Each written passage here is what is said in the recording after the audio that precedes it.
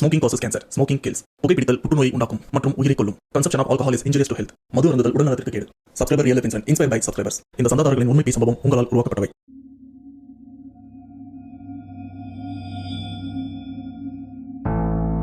Hi வணக்கம், welcome to channel back to rewind. Subscriber real life இன்சிடென்ட்ல இன்னைக்கு நம்ம பார்க்க போற உண்மை சம்பவம் நம்ம தாத்தா பாட்டி காலத்தில் நடந்த ஒரு பேய் சம்பவம். அதுலயும் பயங்கரமான ஒரு சம்பவத்தை பத்தி தான் இன்னைக்கு நாம தெளிவா பார்க்க போறோம். அதுலயும் சம்பந்தப்பட்ட ஒரு நிலம், ஒரு லேண்டு ஸ்டில் இந்த காலகட்டம், இந்த 2026 வரைக்கும் கூட பயன்படுத்த முடியாத அளவுக்கு ஒரு சாபத்துக்குள்ள தள்ளப்பட்டிருக்கு.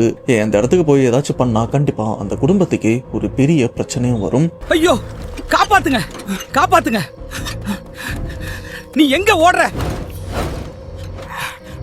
ஆனா இதுக்கு ஆரம்பகட்ட விஷயம் நம்ம தாத்தா காலத்தில் நடந்திருக்கு. அதை பத்தி தான் இன்னைக்கு நாம தெளிவா பார்க்க போறோம். ஆனா அதுக்கு முன்னாடி இந்த மாதிரி பீ சம்பவம் உங்க வாழ்க்கையில் நடந்திருக்கா?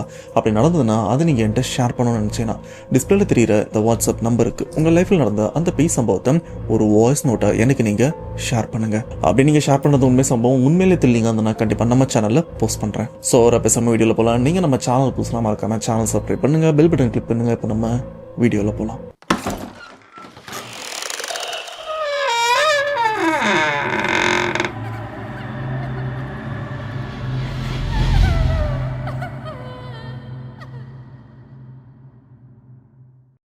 இது உண்மை சம்பவத்தை நம்ம ஷேர் பண்ண சப்ஸ்கிரைபர், இவரோட நேம் நிதிஷ்குமார். அண்ட் இந்த ஒரு சம்பவம் தமிழ்நாட்டு மதுரை கிட்ட இருக்கிற உசிலம்பட்டி, அதுலயும் பக்கத்துல இருக்கிற ஒரு கிராமத்துல தான் நடந்திருக்கு.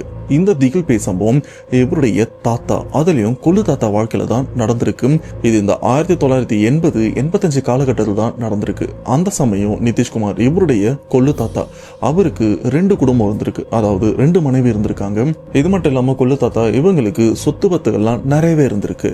தாத்தா கடைசியில வயசானதுக்கு அப்புறம் இறந்தும் போறாரு. அப்படி இறந்து போனதுக்கு அப்புறம் அந்த சொத்தை பிரிக்க வேண்டிய சூழ்நிலையும் வருது.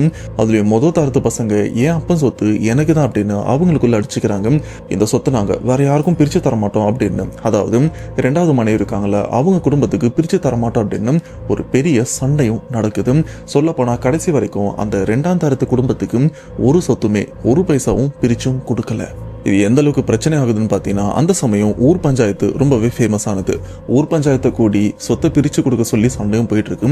ஆனா கொள்ளு தாத்தா அவருடைய பசங்க, அவங்க அண்ணன் தம்பி எல்லாருமே இவங்க யாருன்னே தெரியாது, எதை அடிப்படையா கொண்டு இவங்க என் தம்பியோட மனைவி, 2ஆம் தரத்து மனைவி அப்படின்னு நாங்க எடுத்துக்கிறதுன்னு ஒரு பெரிய பிரச்சனை போயிட்டு கடைசியில அந்த 2ஆம் தரத்து மனைவிக்கும் தாத்தாக்கும் எந்த சம்பந்தமே இல்லைன்ற மாதிரி ஊர் பஞ்சாயத்தும் சொல்லிடுறாங்க.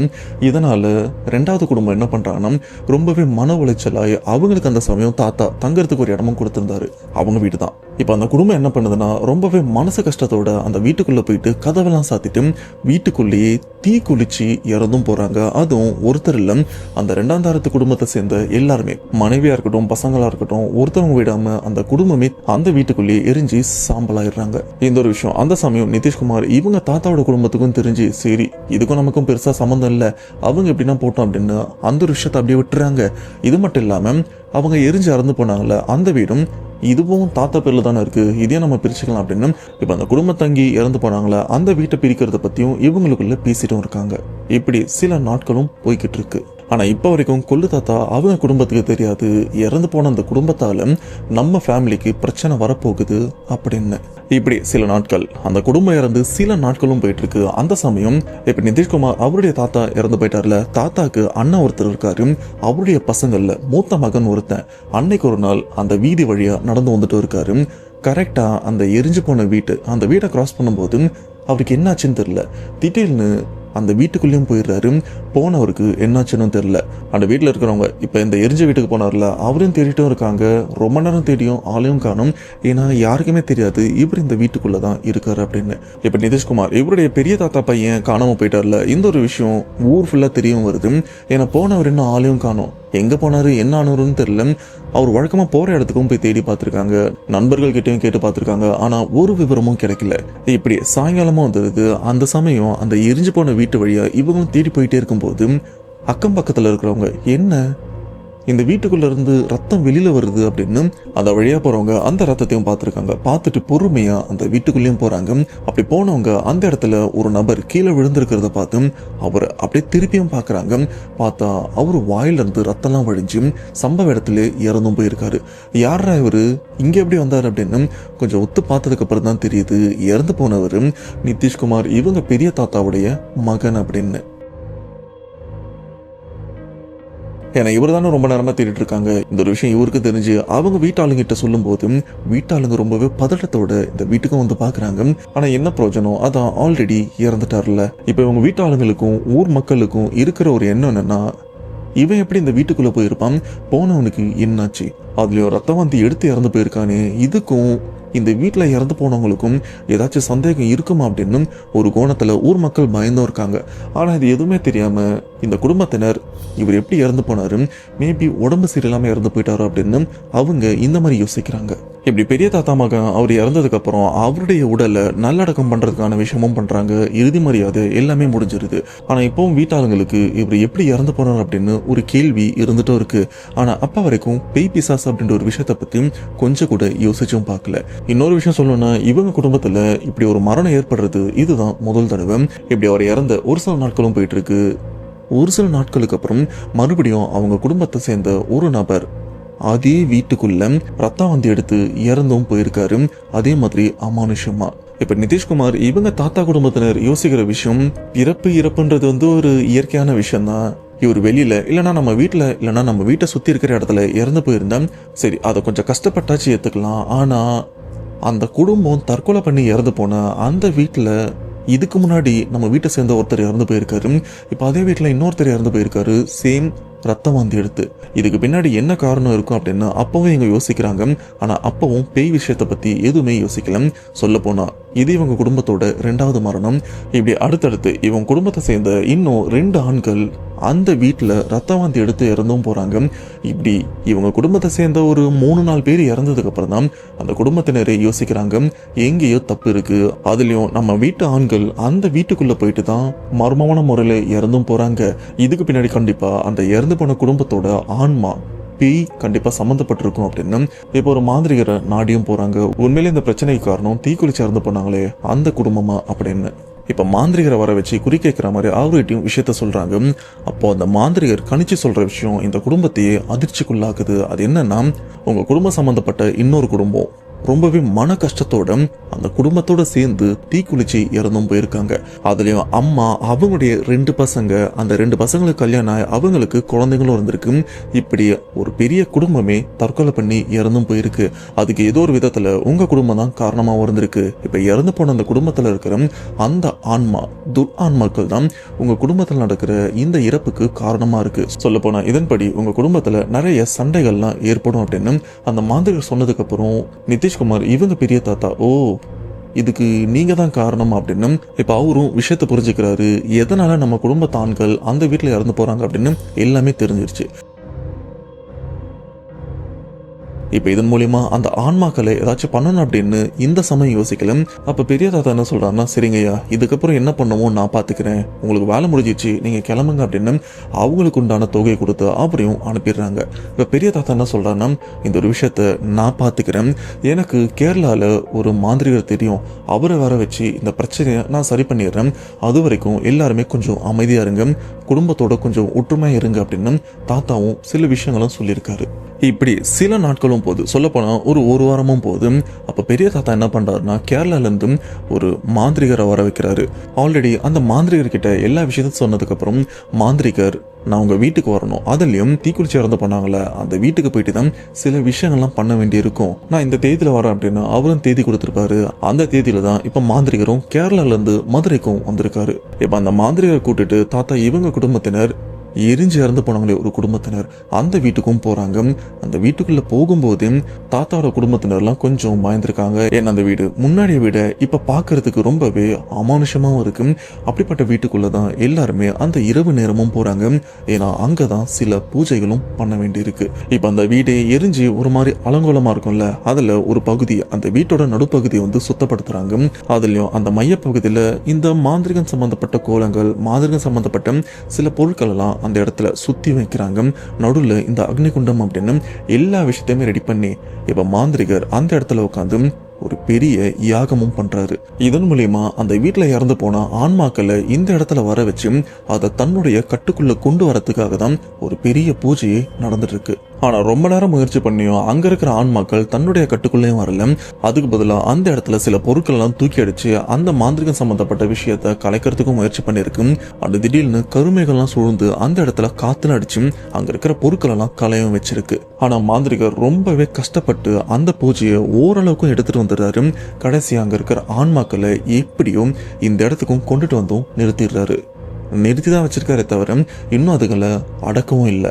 இப்போ அங்கே இருக்கிற ஆன்மாக்களை தன்னுடைய கட்டுக்குள்ளே கொண்டு வரதுக்கான சில மந்திரங்களை உபயோகிக்கிறாங்க. ஆனால் அங்கே இருக்கிற ஆன்மாக்கள் ரொம்ப கோவத்தோடும் இருந்துட்டு இருக்கு. விட்டா இங்கே இருக்கிற தாத்தாவோட குடும்பத்தினர் மொத்த பேரையும் போட்டு தள்ளிடும் போல இருக்கு. அந்த அளவுக்கு ரொம்பவே கோபத்தோடும் இருந்துட்டு இருக்கு. ஆனால் இந்த ஒரு விஷயத்தை புரிஞ்சுக்கிட்டு மாந்திரிகவாதி என்ன பண்றாருன்னா, இதை இப்படியே விட்டா நமக்கும் பிரச்சனை, இங்க இருக்கிறவங்களுக்கும் பிரச்சனை, இதை இப்படியே விட்டா சரிப்பட்டு வராது, இதை நாம இப்பவே அடைச்சே ஆகணும் அப்படின்னு அந்த மாந்திரிகர் அவருடைய வாழ்க்கையில கத்து வச்ச மொத்த வித்தைகளையும் இந்த இடத்துல இறக்குறாரு. கடைசியில அந்த ஆன்மாக்களை ரொம்பவே பல மணி நேரம் போராட்டத்துக்கு அப்புறம் தான் அந்த ஆன்மா வாடகைக்கு ஒரு குடுவையிலையும் அடைச்சிடுறாரு. இது மட்டும் இல்லாம இப்போ இவங்க இருக்கிறது எரிஞ்சு போன வீடு தானே, அங்க இருக்கிற அந்த வீட்டோட சில எரிஞ்ச சாம்பல் எடுத்து அந்த குடுவையிலையும் போட்டுறாரு. இது கூடவே சில மந்திரிச்ச பொருட்கள் அதுக்குள்ளேயும் போட்டு துணியை போட்டு மூடிடுறாரு. அதுக்கு மேல இன்னொரு யாகமும் பண்ணி அதன் மூலியமா சில மந்திரிச்ச கயிறு தகடு எல்லாத்தையுமே அந்த குடுவையை சுத்தி நல்லா இறுக்கமா கட்டிடுறாங்க. இப்போ அங்க இருக்கிற அந்த குடும்பத்தோட ஆன்மாக்கள் இந்த குடுவையில அடைப்பட்டும் இருக்கு. இப்படி அடைப்பட்ட இந்த ஆன்மாக்கள் என்ன பண்றாங்கன்னா, அந்த எரிஞ்ச வீடு இருக்குல்ல, அந்த வீட்டோட பின்வாசல் பகுதியும் இருக்கு, அந்த இடத்துல போயிட்டு அதை புதைச்சிடணும் அப்படின்னு சொல்றாங்க. உடனே அந்த இரவு அங்க ஒரு பெரிய குழி தோண்டி அதுக்குள்ள இந்த அடைச்ச குடுவை வச்சு கூடவே சில மந்திரிச்ச பொருட்கள் மேலும் பாதுகாப்பா சில பொருட்கள்லாம் போட்டு அப்படியே மூடி அந்த ஆன்மாக்களை நிரந்தரமா அடைச்சிடுறாங்க. இப்படி அடைக்கப்பட்ட ஆன்மாவால அடுத்து 10-15 வருஷம் எந்த பிரச்சனையுமே இல்லாம இருக்கு. சொல்ல போனா இந்த 2000வது வருஷம் வரைக்கும் எந்த பிரச்சனையுமே இல்லாம ரொம்பவே சுமூகமாக தான் இருக்கு. இதுக்கு நடுவில் தான் இந்த சம்பவத்தை நம்ம ஷேர் பண்ண நிதிஷ்குமார் இவரும் பிறந்திருக்காரு. இப்ப நிதிஷ்குமார் இவருடைய பெரிய தாத்தா அவங்களுக்கு பசங்க 4 பேரும் இருக்காங்க. அந்த 4 பசங்களும் அந்த சமயமே கவர்மெண்ட் ஜாப்ல 4 பேருமே கவர்மெண்ட் ஜாப்ல இருக்காங்க. அப்ப அந்த 4 பசங்களுமே என்ன யோசிக்கிறாங்கன்னா, இன்னும் நம்ம குடும்பத்தோட வருமானத்தை அதிகரிக்கணும், அதுக்கு என்ன பண்றது அப்படின்னு யோசிக்க, ஆமா இல்ல நமக்கு அந்த இடம் இருக்கு, அந்த எரிஞ்சு போன வீடு அந்த இடம் இருக்குல்ல, இப்பதாங்க எந்த பிரச்சனையுமே இல்லை, இருந்த பிரச்சனையை ஒரு 15 வருஷத்துக்கு முன்னாடி சரி பண்ணிட்டோம். இப்போ நாம அந்த இடத்த தரமட்டமாக இடிச்சிட்டு அங்கே ஏதாச்சும் கடையை கட்டி விட்டா வாடகை விட்டாலாச்சும் ஒரு நல்ல காசு வரும் அப்படின்னு இப்போ பெரிய தாத்தா பசங்க என்ன பண்ணுறாங்கன்னா, ஆளுங்களை வச்சு அந்த நிலத்தை இடிச்சிட்டு பள்ளம் தோண்டி இந்த அஸ்திவாரம் போடுறதுக்கான ஏற்பாடுகளும் நடந்துட்டு இருக்கு. ஆனால் உங்களுக்கே தெரியும், அந்த வீட்டோட பின்பகுதியில் தான் அந்த அடைக்கப்பட்ட ஆன்மாக்களில் பள்ளம் தோண்டியும் புதைச்சிருக்காங்க. அங்கே பள்ளம் தோண்டினவங்க அந்த இடத்தையும் தோண்டி இருக்காங்க. அப்படி தோண்டும் போது குடுவெல்லாம் இருந்திருக்கு, அதெல்லாம் தூக்கி ஓரமாக போட்டிருக்காங்க. ஆனால் இது எதுவுமே தெரியாமல் தாத்தாவோட பசங்க எல்லாருமே அந்த கடையை கட்டுறதுக்கான ஏற்பாடுல ரொம்பவே மும்முரமாக இருந்துட்டு இருக்காங்க. இப்போ பெரிய தாத்தாக்கு 4 பசங்க இருக்காங்களே, அதில் ஒரு மகன் அந்த கடையை கட்டுறதுக்கான ஏற்பாடுலாம் ஒரு சைடு நடந்துட்டு இருக்குல்ல, இவர் வேலை விஷயமா வெளியில் போயிட்டு இப்போ அந்த கடை கட்டிட்டு இருக்கிற அந்த வீதி வழியாக நடந்து வந்துட்டு இருக்காரு. அதுவும் இரவு நேரத்தில் கரெக்டாக அவங்க கடை கட்டிட்டு இருக்கிற அந்த இடத்த அப்படியே வெளியில இருந்தும் பார்க்குறாரு, எந்த அளவுக்கு வேலை முடிஞ்சிருக்கு அப்படின்னு. சரி கொஞ்சம் உள்ளே போய் பார்க்கலாம் அப்படின்னு அந்த இடத்துக்குள்ளேயும் போகிறாரு. சரியா அந்த இடத்தோட வாசல் பகுதியிலேருந்து கொஞ்சம் தள்ளி நடக்கும்போது காலில் எதுவும் தட்டுப்பட்டிருக்கு, அண்ட் உருள்ற சத்தமும் கேட்டிருக்கு. ஒருவேளை இந்த இடத்த கட்டுறதுக்கு தேவையான பொருளை நம்ம கீழே தள்ளி விட்டோமோ, அதை எடுத்து வைக்கலாம் அப்படின்னு அந்த உருண்டு போன பொருளை அப்படியே கையிலையும் எடுக்கிறாரு. கையில் எடுத்து என்னதுன்னு பார்த்தா அப்பதான் அவருக்கே ஞாபகம் வருது, 15 வருஷத்துக்கு முன்னாடி இங்க இருக்கிற ஆன்மாவை இதுக்குள்ள தானே அடைச்சி பின்னாடி புதைச்சாங்க. இப்ப பள்ளம் தோணுதுல இது வெளியில வந்திருக்கு போல இருக்கு, ஆனா உடையாம அன்னைக்கு எப்படி வச்சாங்களோ அப்படியே இருக்குல்ல அப்படின்னு அந்த குடுவைய பார்த்துட்டு இருக்காரு. சொல்ல போனா இப்ப வரைக்கும் அந்த குடுவைக்குள்ள இருக்கிற ஆன்மா வெளியில வரல, ஆனா இவரால தான் அது வெளியிலயும் வரப்போகுது. இப்ப இவருடைய எண்ணம் என்னன்னா, அதான் 15 வருஷம் ஆயிடுச்சு, இந்நேரம் அந்த ஆன்மாக்கள் அழிஞ்சு நாசமா போயிட்டு இருக்கோம், இதுக்கப்புறமா நாம இந்த குடுவையை பாதுகாத்துட்டு இருக்க முடியுமா அப்படின்னு அதுக்கு மேல கட்டி வச்சிருந்த அந்த கயிறு தகடு எல்லாத்தையுமே அப்படி பொறுமையா கழட்டுறாரு. மேல ஒரு துணி இருக்கும்ல, அது இத்தும் போயிருக்கும், அதையும் கழட்டுறாரு. கழட்டி அப்படி கீழே கொட்டும் போது அதுக்குள்ள இருந்து சில தகடுகள் அண்ட் இந்த வீட்டுல இருந்து எரிஞ்ச சாம்பல்லாம் போட்டிருப்பாங்களா அது அண்ட் சில பொருட்கள்லாம் கீழே விழுது. ஒண்ணுமே இல்லை, இதுக்கு அவ்வளோ பயந்துட்டு இருந்தோம் அப்படின்னு அந்த குடுவையை அப்படியே ஓரமா போடுறாரு. போட்டது உடஞ்சிருச்சு. சரி நம்ம வீட்டுக்கு கிளம்போம், டைம் ஆயிடுச்சு அப்படின்னு இப்போ அந்த இடத்துல இருந்து பொறுமையாக நடந்து வீட்டுக்கும் போயிட்டு இருக்காரு தனியா. சொல்லப்போனா ஊரே இப்போ அடங்கியும் இருக்கு, எல்லாருமே தூங்கிட்டு இருக்காங்க. அந்த இரவு நேரத்தில் தான் இவரும் பொறுமையா நடந்துட்டு இருக்காரு. அப்படி நடந்து போயிட்டு இருக்கும்போது இவருக்கு பின்னாடி யாரோ ஒருத்தவங்க நடந்து வராங்க. அப்படி நடந்து வரவங்க சாதாரணமாக வரல, அவங்க கையில ஏதோ ஒரு இறைச்சி, இந்த பச்சைக்கறியை கடிச்சா ஒரு விதமான சத்தம் கேட்கும்ல, அந்த சத்தத்தோட யாரோ பின்னாடியும் நடந்து வராங்க. இதை உணர்ந்த அந்த நபரும் பின்னாடி திரும்பியும் பார்க்குறாரு. திரும்பி பார்த்தா இவருக்கு பின்னாடி ஒரு கொடூரமான உருவமும் நிற்குது. கையில் அந்த ஏரியாவில் சுற்றி இருந்த ஒரு கோழி, அந்த கோழியோட தலையை பிச்சு தலையில இருந்து அந்த உடல் பகுதியை கடிச்சு தின்னுட்டும் இருக்கு.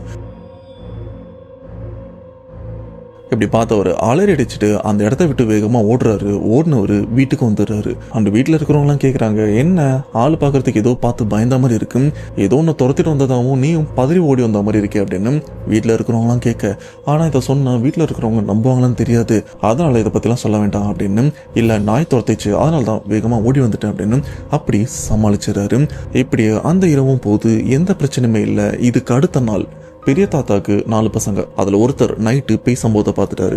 இன்னொருத்தர் என்ன பண்றாருன்னா, அடுத்த நாள் சரி நம்ம அந்த இடத்த கட்டுறதுக்கான ஏற்பாடுகள்லாம் சொல்லியிருந்தோம்ல, எந்த அளவுக்கு போயிருக்கு, எந்த அளவுக்கு அந்த இடத்த இடிச்சிருக்காங்க, ஏன்னா இப்போ வரைக்கும் நம்ம போய் பார்க்கல அப்படின்னு அவரும் கிளம்பி அந்த இடத்துக்கும் போய் பார்க்குறாரு. போய் பார்த்தா அந்த பழைய எரிஞ்சு போன வீட்டில இருந்து பாதி இடத்த இடிச்சுதான் அந்த இடத்துல கடைகளை கட்டுறதுக்கான ஏற்பாடும் இருக்கு. மீதி இடிக்க வேண்டிய இடம் அப்படிதான் இருந்துட்டு இருக்கு. இதை வேற எதுக்காச்சும் பயன்படுத்திக்கலாம் அப்படின்னு அதை அப்படியே விட்டுறாங்க. எரிஞ்சு போன நிலைமையில அப்படிதான் இருந்திருக்கு. அப்ப தாத்தாவுடைய இன்னொரு பையன் அந்த இடத்தையும் பார்க்குறாரு. அப்படி பார்த்துட்டே இருக்க அப்போ அந்த எரிஞ்சு போன வீடு இன்னும் இடிக்காம இருக்குல்ல, அதே எதாச்சியா திரும்பியும் பார்க்குறாரு. திரும்பி பார்த்தா அந்த இடிக்காத வீட்டோட மாடி பகுதியில் ஏதோ ஒரு பொண்ணு எட்டி கீழேயும் பார்த்துட்டு இருக்காங்க. அதுலயும் இவர் தான் பார்த்துட்டு இருக்காங்க. யார் இந்த பொண்ணு, மேலே எப்படி போச்சு அப்படின்னு இவரும் அப்படியே படி வழியாக ஏறி மேலேயும் போறாரு. மேலே போய் பார்த்தா யாரையுமே காணோம். இப்போ இவரும் மேலே இருந்து அந்த பெண்ணுடைய உருவம் எங்கேருந்து இவரை கீழே பார்த்ததும் அந்த இடத்துல இருந்து இப்போ கீழே எட்டி பார்த்தா இவர் இதுக்கு முன்னாடி கீழே நின்று இருப்பார்ல, ஆனால் இந்த இடம் காலியாக தான் இருக்கு. இவரும் யோசிக்கிறாரு, இந்த மாடிக்கு ஒரு பொண்ணு எப்படி வந்திருக்கும், மேலே வந்து பார்த்தா ஆளை காணுமே, இங்கேருந்து எகிரி குதிச்சு போகிறது கூட வழி இல்லையே, யாராக இருக்கும் அப்படின்னு யோசிச்சுட்டே இருக்க. அப்படி யோசிச்சுட்டே இருக்கும்போது அந்த நிலத்தை சுற்றி ஏதோ ஒரு பெண் அழற சத்தமும் கேட்குது. இது எல்லாமே பகல் நேரத்தில் நடந்துட்டு இருக்கு. என்ன யாரோ அழறாங்க அப்படின்னு பொறுமையா இவரும் அந்த சத்தம் எங்கே கேட்குது அப்படின்னு சுற்றி பார்க்குறாரு. கீழே இருந்து தான் கேட்குது. சரி கீழே இறங்கி வந்து பார்க்கலாம் அப்படின்னு பொறுமையாக கீழேயும் வராரு. அப்படி கீழே வந்து பார்த்தா இந்த எரிஞ்ச வீட்டோட ஒரு பகுதி இடிக்காம இருக்குல்ல, அதில் ஒரு பகுதியில தான் அந்த பெண்ணுடைய ஆன்மா உட்காந்து அழுதுட்டும் இருக்கு. அதுலயும் தலைய குனிஞ்சபடி. இப்போ அந்த நபரும், அம்மா யாருமா நீ இங்க உட்காந்து அழுதுட்டு இருக்க, யார் நீ அப்படின்னு கேட்டுட்டு கொஞ்சம் பொறுமையா கிட்டையும் போறாரு. இப்படி ஒரு கிட்ட போகும்போது அங்க இருக்கிற அந்த பெண்ணுடைய ஆன்மா இவரை பார்த்த மாதிரி நிமிந்தும் பார்க்குது. அப்படி நிமிந்து பார்த்தா அடுத்த செகண்ட் இந்த நபரும் தலை தெரிக்க இந்த இடத்த விட்டு கத்திட்டு வேகமா ஓடுறாரு. அதுவும் இவருடைய வீட்டை நோக்கி. சொல்ல போனா இங்க ஓடினவர் அவரோட வீடு வரைக்கும் நிக்காம வேகமா ஓடிட்டும் இருக்காரு. அங்க போயிட்டு குடும்பத்துக்கிட்ட நடந்த விஷயத்தையும் சொல்றாரு. இந்த மாதிரி நம்ம நிலத்துல ஒரு பெண்ணுடைய உருவத்தையும் பார்த்தேன், அதுல இந்த பெண்ணுடைய முகம் எரிஞ்சு போன நிலைமையில இருந்திருக்கு. உடம்பு பார்க்கறதுக்கு நல்லதா இருக்கு, ஆனா முகம்லாம் எரிஞ்சு பார்க்கறதுக்கே கோரமா இருந்தது. கண்டிப்பா அது உயிரோட இருக்கிற பொண்ணு கிடையாது, அது கண்டிப்பா பேய் அப்படின்னு இவரும் பதறி அந்த ஒரு விஷயத்த சொல்ல. இப்போ இந்த ஒரு விஷயத்த கேட்ட அவங்க அப்பா, அதாவது நிதிஷ்குமார் இவருடைய பெரிய தாத்தா, அதுக்கெல்லாம் சாத்தியமே இல்லையே, ஏன்னா அங்க இருந்த பிரச்சனையை தான் நாம 15 வருஷத்துக்கு முன்னாடி சரி பண்ணிட்டோமே அப்படின்னு அவரும் இந்த விஷயத்த யோசிச்சுட்டும் இருக்காரு. இப்ப தாத்தாவும் பசங்கிட்ட, பசங்களா கொஞ்சம் ஜாக்கிரதையா இருங்க, இது என்ன ஏதுன்னு தெரியல, கொஞ்சம் அமைதியா இருங்க, நான் என்ன ஏதுன்னு பாக்குறேன் அப்படின்னு சொல்லிட்டு தாத்தாவும் அவருடைய வேலையை பார்க்கறதுக்காக அவருடைய விவசாய நிலத்துக்கும் போறாரு. அப்படி அவருடைய நிலத்துக்கு போயிட்டு வேலை பார்த்துட்டே இருக்க அப்போ அவங்க நிலத்தோட இன்னொரு பகுதியில ஒரு ஆண் ஒரு பெண் 2 பேருமே ஒன்னா நிக்கிறாங்க. அப்படி நிக்கிறவங்க தாத்தா இவர் தான் பார்த்துட்டு இருக்காங்க. இது இவரை எதிர்ச்சியா வேலை பார்த்துட்டு இருக்கும்போது நிமிந்தும் பாக்குறாரு. யார் இது, நம்ம நேரத்தில் நிக்கிறான், அதுல நம்மளை பாக்குற அப்படின்னு அப்படி பொறுமையா தாத்தாவும் நடந்து கிட்ட போறாரு. அப்படி கிட்ட போகும்போது தான் அவருக்கும் தெரியுது, இங்க நிக்கிறது உண்மையிலேயே மனுஷங்க கிடையாது, இது பேய் அப்படின்னு. அங்க நிக்கிற 2 பேருமே எரிஞ்சு போன நிலைமையில தூரத்துல இருந்து பார்க்கும்போது அந்த அமைப்பு, அந்த உடல் அமைப்பு மட்டும் தான் தெரியும் ஆண் பெண் அப்படின்னு. ஆனா கிட்ட பார்த்ததுக்கு அப்புறம் தான் தெரியுது உடம்புலாம் எரிஞ்சும் பார்க்கறதுக்கே கோரமா இருந்திருக்கு. இப்ப தாத்தா என்ன பண்றாருன்னா பயத்துல அந்த இடத்த விட்டு வேகமா ஓடுறாரு. அண்ட் இவங்க நிலத்துல ஒரு மோட்டார் ரூமும் இருக்கு, தனியா தங்கறதுக்கான ஒரு ரூமும் இருக்கு. இப்போ அவசரத்துக்கு அந்த மோட்டார் ரூமுக்கு பின்பக்கமும் போயிடுறாரு. மோட்டார் ரூமுக்குள்ள போல பின்பக்கம் போயிடுறாரு. அது சோருக்கு பின்னாடி ஒளிஞ்சிட்டு அப்படி பொறுமையா எட்டியும் பாக்குறாரு. அப்படி எட்டி பார்க்கும்போது அங்க இருக்கிற அந்த ஆண் பெண் உருவம் பொறுமையா இவரை நோக்கியும் நடந்து வந்திருக்கு. இவரும் பயத்துல அப்படியே உள்ளே வந்துடுறாரு. இந்த சோருக்கு பின்னாடி பயங்கர நடுக்கத்தோட இருந்துட்டு இருக்க. இப்படியே டைமும் போகுது. ஆனா அந்த ஆண் பெண் உருவம் இவரை நெருங்கி வந்த மாதிரியும் தெரியல. சரி ஒரு வேளை போயிருச்சு அப்படின்னு மறுபடியும் அந்த இடத்த எட்டி பார்க்கறாரு. எட்டி பார்த்தா அங்க ஆளுங்க யாருமே இல்லை. இப்படி யாருமே இல்லைன்னு தெரிஞ்சதுக்கு அப்புறம் கொஞ்சம் ஆஸ்வாசமா இருக்காரு. அப்பாடா போயிருச்சு அப்படின்னு. அப்படி யோசிச்சுட்டே இருக்கும்போது இவருக்கு தலைக்கு மேல யாரோ ஒருத்தவங்க கோவத்தோட மூச்சு விடுற சத்தமும் கேட்டிருக்கு. என்னடா அப்படின்னு பொறுமையா அண்ணாந்து பார்த்துருக்காரு. பார்த்தா அந்த மோட்டார் ரூமோட சுவர் பகுதி, அந்த கூரை பகுதிக்கு மேல இருந்து தாத்தா இவரை கோபத்தோட அந்த உருவத்துல, அது ஆணுடைய உருவமா பெண்ணுடைய உருவமா தெரியல, ஒருவித கோவத்தோட குனிஞ்சு இவரையே பார்த்துட்டு இருக்க. இதை பார்த்தா அடுத்த செகண்டே தாத்தா அலறி அடிச்சுட்டு இவருடைய நிலத்திலே ஒரு ரூமும் கட்டியிருக்காரு. அந்த ரூம்குள்ளேயும் போயிட்டு கதவெல்லாம் சாத்திட்டு உள்ளுக்குள்ளேயே சத்தம் போடாம அமைதியா இருக்காரு. கொஞ்ச நேரத்துக்கு அந்த இடம் அமைதியாக தான் இருக்கு. ஆனா அதுக்குள்ள அங்க இருக்கிற அந்த ரூம் இந்த ரூம் கிட்ட வந்து இந்த ரூமோட கதவை ஆரம்பத்துல பொறுமையா தட்டுது. தாத்தாக்கும் புரியுது இந்த பேய்ங்க தான் கதவை தட்டுது அப்படின்னு. ஆரம்பத்துல பொறுமையா தட்டினா அந்த ஒரு விஷயம் போக போக ரொம்ப வேகத்தோட தட்ட விட்டா இந்த கதவெல்லாம் உடைச்சிட்டு உள்ள வந்துருமோன்னு ஒரு பயமும் இருக்கு. இப்படி தாத்தா இந்த வீட்டுக்குள்ள மாட்டிட்டு இருக்கிற இந்த ஒரு விஷயம் இவங்க குடும்பத்துல இருக்கிற யாருக்குமே தெரியாது. அவரு நிலத்துல வேலை பார்த்துட்டு இருப்பாரு அப்படின்னு கண்டுக்காம இருந்திருக்காங்க. சொல்ல போனா அந்த சமயத்துல இருந்து அடுத்த நாள் வரைக்கும் தாத்தா அந்த ரூம்குள்ள தான் இருந்துட்டு இருக்காரு. ஏன்னா அடுத்த நாள் வரைக்கும் அந்த பேய்கள் அந்த ரூம்குள்ள வராம இவரை வெளியில இருந்தபடி பயம் காட்டியிருக்கும். ஒரு மரண பயத்துல தான் அவரையும் அந்த ஒரு நாள் ஃபுல்லா வச்சிருந்திருக்கும். நைட் என்ன மோசம், இந்த வீட்டோட மேல் பகுதியில் ஏறி இங்க அங்க ஓட்டுறதா இருக்கட்டும், திடீர்னு வந்து ஜன்னலை தட்டுறதா இருக்கட்டும், கதவை எட்டி வைக்கிறதா இருக்கட்டும், இந்த ஒரு விஷயம் தொடர்ந்து நடந்துட்டே இருக்க. இப்படி அந்த இரவு ஒரு நரக மாதிரி தான் போயிருக்கு. இப்படியே பொழுது விடியுது. பொழுது விடிஞ்சதுக்கு அப்புறம் அந்த தட்டுற சத்தம் எதுவுமே இல்லாம அப்படியே அடங்கி அந்த இடமே அமைதியாக. இப்ப தாத்தாக்கும் புரிஞ்சிருச்சு இதெல்லாம் போயிருச்சு அப்படின்னு. கதவை திறந்துட்டு வேக வேகமா வீட்டுக்கும் வராரு. இந்த கேப்ல வீட்டுல இருக்கிறவங்களாம் தாத்தா எங்க இருக்காருன்னு தேடி இருக்காங்க. ஆனா காலையில இவரை பார்த்ததுக்கு அப்புறம் எங்க போனீங்க அப்படின்னு தாத்தாவோட மனைவி பாட்டி அவங்களும் கேட்க, தாத்தாவும் நடந்த எல்லா விஷயத்தையுமே குடும்பத்திட்ட சொன்னதுக்கு அப்புறம் இப்ப குடும்பத்தினர் எல்லாருமே பயப்படுறாங்க. ஏன்னா ஏதோ ஒரு விதத்துல குடும்பத்துல இருக்கிற எல்லாருமே இப்போ பேயால பாதிக்கப்பட்டிருக்காங்க. இப்படி இந்த கேப்ல ஊர் மக்கள் எல்லாருமே ரொம்பவே பதறி அவங்களுக்குள்ள பரபரப்பா ஒரு விஷயமும் பேசிட்டு இருக்காங்க. உனக்கு விஷயம் தெரியுமா, நம்ம ஊர் எல்லையில ஒரு ஆலமரம் இருக்கு பத்தியா, அந்த மரத்துக்கடியில 2 பேர் ரத்தம் வந்து எடுத்து இறந்து போயிருக்காங்க. ஆனா அந்த 2 பேரும் அடிக்கடி குடிச்சிட்டும் இருப்பாங்க. சரியான குடிகார பசங்க. மேபி அவனுங்க இறந்ததுக்கு காரணம் அதிகப்படியான குடி, அதன் மூலியமா அவங்க உடல் பாகங்கள்லாம் போயிட்டு இருக்கோம், அதன் மூலியமா தான் ரத்தம் வாந்தி எடுத்து செத்து போயிருப்பாங்களே அப்படின்னு ஊர் மக்கள் எல்லாருமே பேசிட்டு இருக்காங்க. இப்ப தாத்தா இவங்க குடும்பத்தினரும் அது என்ன எதுன்னு போய் பாக்குறாங்க. அங்க இருக்க 2 பேருமே ரத்த வாந்தி எடுத்துதான் இறந்தும் போயிருக்காங்க. ஆனா இந்த ஒரு விஷயம் தாத்தா இவருக்கு கொஞ்சம் சந்தேகத்தையும் ஏற்படுத்துது. மறுபடியும் ரத்த வாந்தியா, என்னதான் இவனுங்க குடிப்பானுங்க, ஆனா 2 பேருமே சொல்லி வச்ச மாதிரி ஒரே இடத்துல ரத்த வாந்தி எடுத்திருக்காங்கன்னா இதுக்கு பின்னாடி வேற ஏதாச்சும் காரணம் இருக்கும் அப்படின்னு இப்ப தாத்தா என்ன பண்றாருன்னா ஊர் மக்கள் எல்லாருமே ஒண்ணு கூட்டுறாங்க.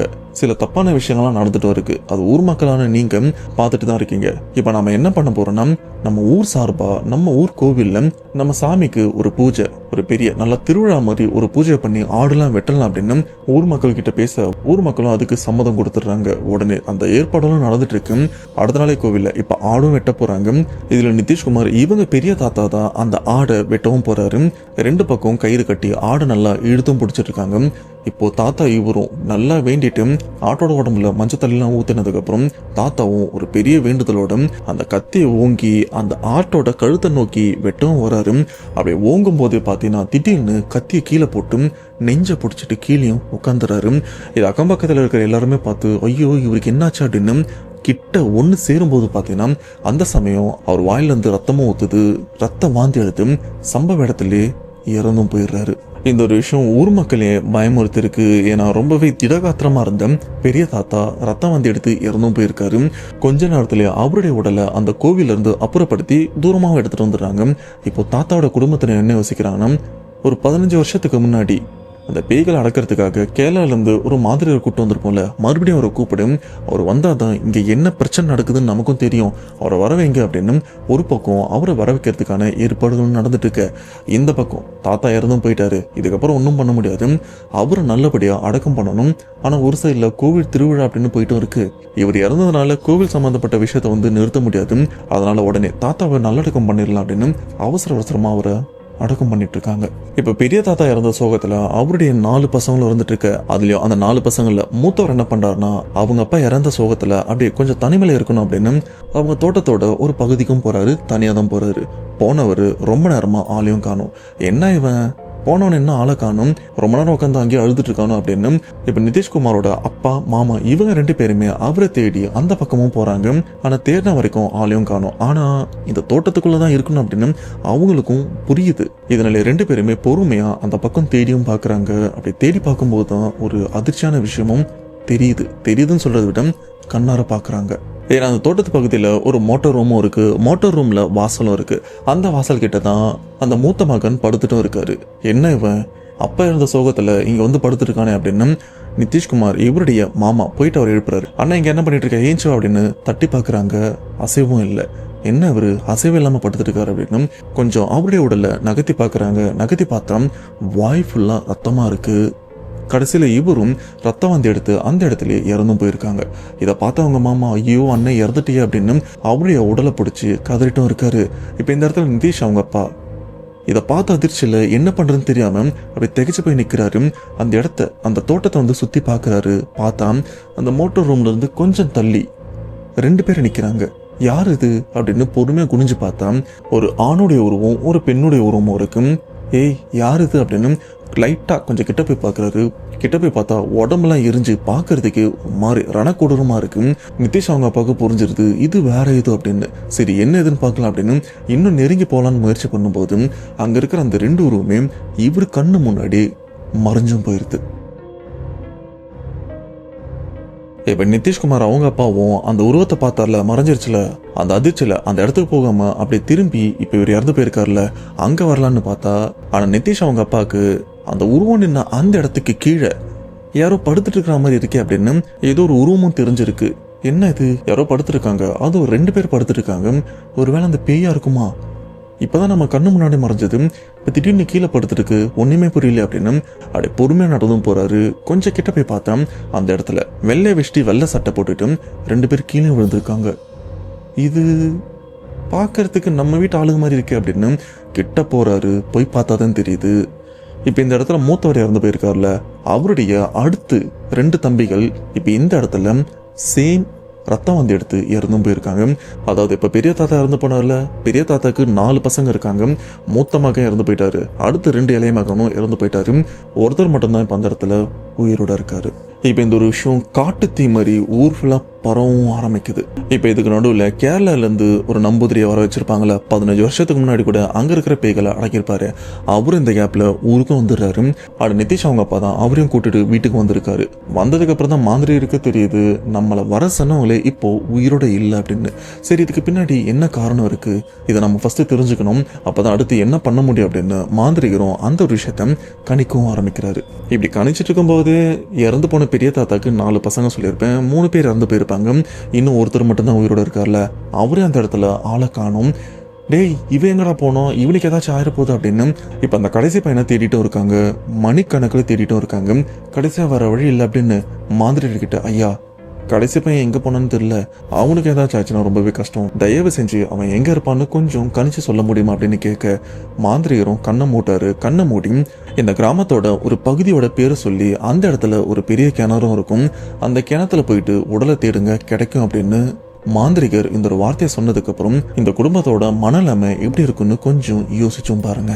அதுக்கேற்ற மாதிரி நிதிஷோட மாமா அப்பா அண்டு மற்ற ஆண்கள் எல்லாருமே அந்த கிணத்துக்கிட்டையும் போறாங்க. போய் பார்த்தா அந்த கிணத்துல ஒரு சடலும் மிதங்கிட்டு இருக்கு.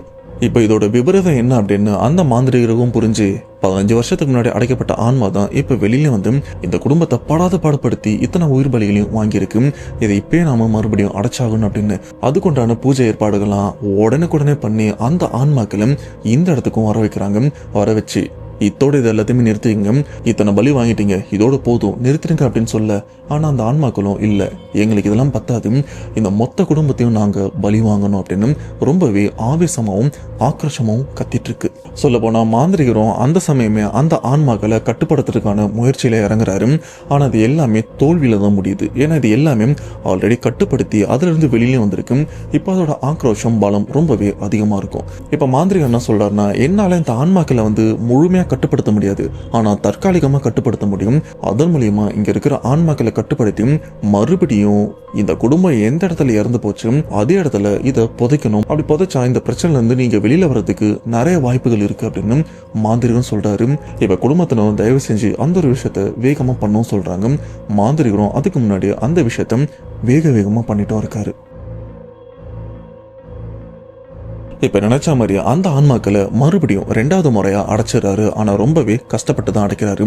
அப்படி அடைச்ச அந்த ஆன்மாக்களை மறுபடியும் அந்த ஆன்மாக்கள் உயிரோட இருக்கும்போது அந்த வீட்டுல தானே தற்கொலை பண்ணி தீக்குளிச்சு இறந்து போயிருக்கு. அதே இடத்துல மறுபடியும் இதை அடைச்சு வைக்கணும் அப்படின்னு அந்த இடத்துக்கும் போறாங்க. அந்த இடத்துல அந்த மாந்திரிகர் அந்த பாதி வீட்டை இடிக்காம இருந்திருக்காங்களே அதை பார்த்துட்டு கொஞ்சம் சந்தோஷமும் படுறாரு. அப்ப அந்த குடும்பத்துக்கிட்ட, நீங்க தெரிஞ்சோ தெரியாமலோ ஒரு நல்ல விஷயம் பண்ணிருக்கீங்க, இந்த இடத்த மொத்தமா இடிச்சு தள்ளாம ஒரு பாதியை மட்டும் இடிச்சிருக்கீங்க. ஏன்னா அந்த ஆன்மாக்கள் இந்த வீட்டுல தான் வாழ்ந்து உயிரை விட்டுருக்கு. இப்படிப்பட்ட இடத்துல நாம இதை அடைச்சோம்னா நமக்கு நிறையவே அவகாசம் கிடைக்கும் அப்படின்னு அந்த வீட்டுக்குள்ள போயிட்டு அந்த ஆன்மாக்களை அங்கேயே பள்ளம் தோண்டி புதைச்சிடறாரு. சொல்ல போனா அந்த வீட்டுக்குள்ளதான் ஸ்டில் இப்ப வரைக்கும் அந்த ஆன்மாக்களும் இருந்துட்டு இருக்கு. இது கூடவே இன்னும் சில மந்திரிச்ச பொருட்கள், தகடா இருக்கட்டும், ஒரு சில பொருட்களை இந்த குடும்பத்திட்ட கொடுத்து, இப்ப அந்த கிணத்துல 4வதா ஒருத்தர் இறந்து போயிருக்காருல, அவரை நீங்க எரிக்கும் போதும் இந்த தகடு நான் கொடுத்த பொருள் எல்லாத்தையுமே அவருடைய நெத்தியில வச்சு கட்டிட்டு அதுக்கப்புறம் அவரை நீங்க எரிங்கன்னு சொன்னதுக்கு அப்புறம் அதுக்கேத்த மாதிரி அவருடைய உடலை கடைசி அந்த மாதிரி விஷயத்தெல்லாம் வச்சு எரிச்சிடுறாங்க. இது கூடவே இன்னொரு விஷயத்த மாந்திரிகர் சொல்றாங்க, எக்காரணத்துக்குண்டும் இந்த குடும்பத்தை சேர்ந்த ஆண் வாரிசுகள் என்ன பிரச்சனை வந்தாலும் இப்ப நான் பேய் அடைச்சு வச்சிருக்கேன்ல அந்த வீட்டு பக்கம் போகவும் கூடாது, அதுலயும் குறிப்பா அந்த வீட்டுக்குள்ள போகவும் கூடாது. இன்கேஸ் யாராச்சும் ஒருத்தர் அந்த வீட்டுக்குள்ள போனீங்கன்னா இந்த குடும்பத்தோட ஆண் வாரிசுகளோட ரத்த வாடையை வச்சு அந்த ஆன்மா ரொம்பவே சுலபமா வெளியே வந்துடும். அதுக்கப்புறம் என்ன நடக்கும் ஏது நடக்கும்னு என்னால சொல்ல முடியாது, என்னால தடுக்கவும் முடியாது அப்படின்னு மாந்திரிகர் ஒரு பெரிய எச்சரிக்கையும் விடுறாரு. சொல்ல போனா இந்த சம்பவத்துக்கு அப்புறம் இவங்க குடும்பத்தை சேர்ந்த யாருமே அந்த பேய் அடைக்கப்பட்ட அந்த இடம் பக்கம் போறதும் கிடையாது. இதுலயும் நிதிஷ்குமார் இவங்க குடும்பத்தினர், அதுலயும் அவங்க அப்பாவுக்கு வேலை தூத்துக்குடியிலையும் மாறிடுச்சு. அதனால நிதிஷ்குமார் இவங்க குடும்பத்தோட தூத்துக்குடிக்கும் போயிட்டாங்க. படிக்கிற விஷயம், வேலை பார்க்குற விஷயம் எல்லாமே இப்போ அந்த சரௌண்டிங் சுற்றி தான் இருந்துட்டும் இருக்கு. ஆனால் இருந்தாலும் வருஷத்துக்கு ஒரு தடவை கோவில் திருவிழாலாம் நடக்கும்ல, அதுக்காக ஊர் பக்கமும் வருவாங்க, வந்து வாரக்கணக்கிலையும் தங்குவாங்க. ஆனால் என்னதான் இருந்தாலும் அந்த பேய் வீட்டு பக்கம் ஸ்டில் 2026 ஆகுது, இப்போ வரைக்கும் போகிறதும் இல்லை, இவங்க வீட்டு ஆண்கள் போனதும் இல்லை. ஏன்னா அப்படி தெரிஞ்சோ தெரியாமல் போகிற அந்த ஒரு நபரோட அந்த ஒரு விஷயம் முடிஞ்சிடாது, அந்த குடும்பத்தையே என்ன பண்ணணும்னு தெரியாது. ஏன்னா அதுக்கேற்ற மாதிரி தான் மாந்திரிகரும் சொல்லியிருக்காரு, தயவு செஞ்சு உங்கள் குடும்பத்தான்கள் அந்த பக்கம் போகாதீங்க, போனீங்கன்னா நான் அடைக்கப்பட்டது மறுபடியும் வெளியில் வரும், அதுக்கப்புறம் உங்கள் குடும்பத்துக்கு என்ன ஆகும்னு என்னால் சொல்ல முடியாது, மறுபடியும் அந்த ஆன்மாவை அடக்க முடியாது அப்படின்னு சொல்லிட்டு தான் போயிருக்காரு. இவ்வளோ விஷயம் நடந்து இவ்வளோ விஷயம் தெரிஞ்சதுக்கப்புறம் அந்த குடும்பத்தில் இருக்கிற ஆண்கள் அந்த பக்கம் போவாங்களா? கண்டிப்பாக மாட்டாங்க. ஏன்னா இப்போ வரைக்கும் அந்த பக்கம் யாருமே போகலை. இதுதான் நிதிஷ்குமார் இவங்க தாத்தா காலத்தில் நடந்த சம்பவம். ஸ்டில் இப்போ வரைக்கும் அது நீண்டு தான் இருக்கு. இப்போ அந்த பிரச்சனை இருக்கு, ஆனா என்ன அடங்கி இருக்கு, யாராச்சும் அந்த பக்கம் போனா தான் பிரச்சனை வரும், அது வரைக்கும் சேஃப் தான். அவ்வளோதான் மக்களே, சம்பவம் கண்டிப்பா இந்த சம்பவம் உங்களுக்கு பிடிச்சிருக்குன்னு நம்புறேன். மறக்காம இந்த சம்பவத்தை பத்தி உங்களுடைய கருத்துன்றது கமெண்ட் பாக்ஸ்ல மென்ஷன் பண்ணுங்க. கூடவே இந்த சம்பவத்தை உங்க ஃப்ரெண்ட்ஸ் அண்ட் ஃபேமிலிக்கு மறக்காம ஷேர் பண்ணுங்க. அப்படியே கீழே சப்ஸ்கிரைப் பட்டனும் இருக்கும், அதை சப்ஸ்கிரைப் பண்ணா மட்டும்தான் நான் போஸ்ட் பண்ற உண்மை சம்பவங்கள் உங்களையும் தேடி வரும். ஸோ நெக்ஸ்ட் ஒரு உண்மை சம்பவத்தோட கண்டிப்பா உங்களை நான் மீட் பண்றேன். அதுவரை உங்களை விடைபெறுவது உங்கள் நான். பாய், குட் நைட்.